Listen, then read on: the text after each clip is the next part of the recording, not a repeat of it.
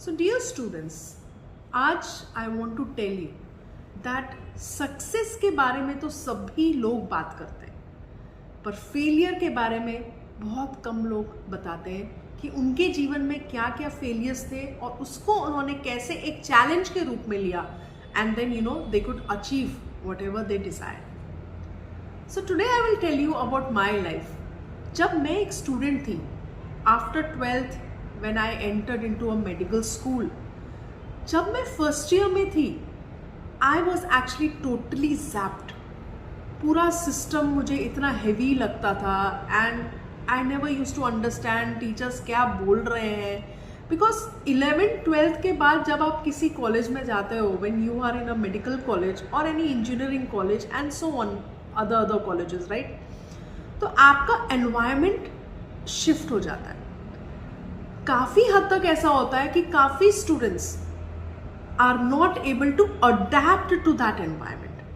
And आज when after 25-26 years now, when I remember my college days, I feel कि I was not adapted to that particular environment.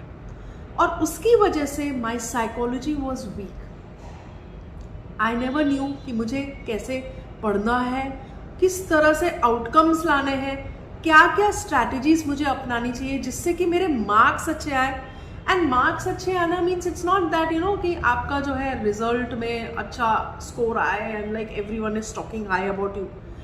Actually it raises your self esteem and your confidence, जो कि मेरे में lacking था when I was in first year medical school. Friends, you won't believe it कि मेरा जो percentage था, जैसे हमारे फर्स्ट ईयर मेडिसिन में 3 सब्जेक्ट्स होते हैं, फिजियोलॉजी होता है, देन एनाटमी होता है एंड बायोकेमिस्ट्री होता है.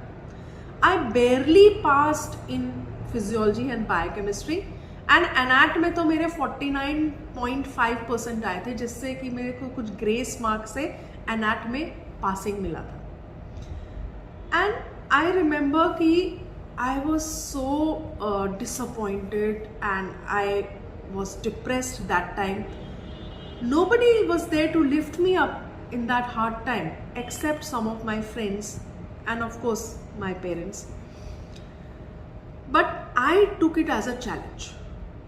एक ऑर्डिनरी स्टूडेंट होता है, अगर उसके साथ ऐसा होता है तो वो यही सोचता है कि यार मैं तो मेडिकल छोड़ के चली जाती हूँ, this is not my cup of T and ये तो बहुत बड़ा चैलेंज है, मेरे लिए तो पॉसिबल नहीं है भाई.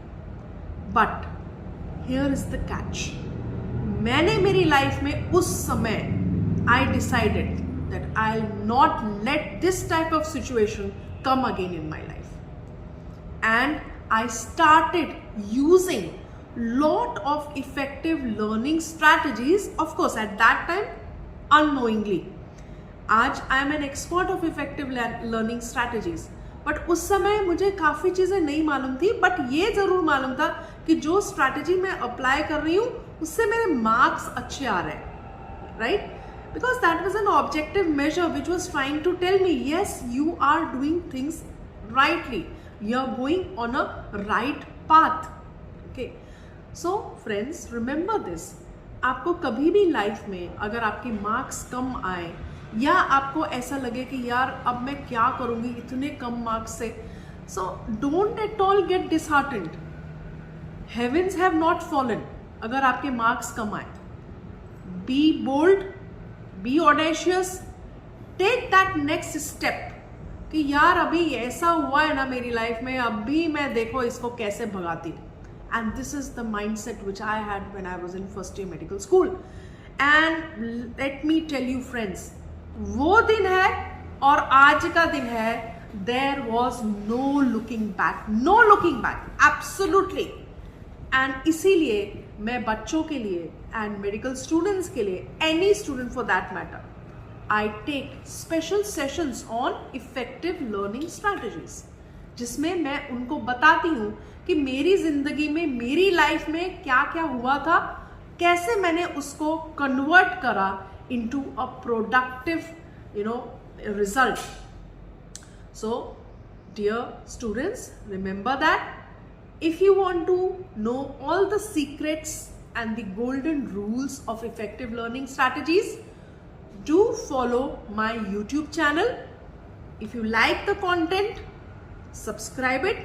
And yes, if you want any help from me in context to effective learning strategies and how to get a effective and a productive outcome in examinations, do approach me. You can write message to me on my WhatsApp or on the YouTube channel in the comment section. I will be always there to help you, right? So stay tuned for more stuff like this. Thank you.